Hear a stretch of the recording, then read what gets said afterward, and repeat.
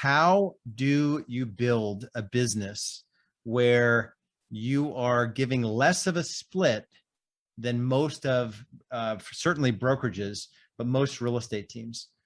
And we call them value-based commission splits because you need to be in a position where you provide so much value to your agents that the split, the percentage is irrelevant. Their take home is the thing that's meaningful.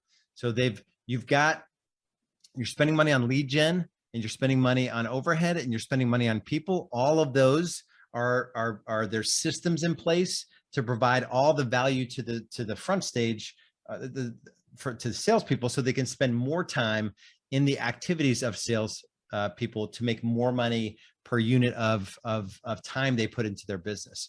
And we touched on that a little bit as well. And so value-based commission splits, it needs to blend out at about a third. So on the listing side, generally there's massive leverage on the listing side where that needs to be at about 25% or so payout to agents.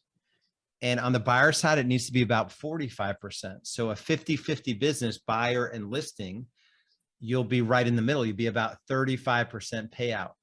And we actually recommend a little bit higher, a 60-40 listing, a listings focused business. So it'll actually come out at about 31-32%. And depending on how you pay your broker, maybe a little bit more than that. But generally you want to be between about 30 to 35% that you're paying to your broker and your sales force.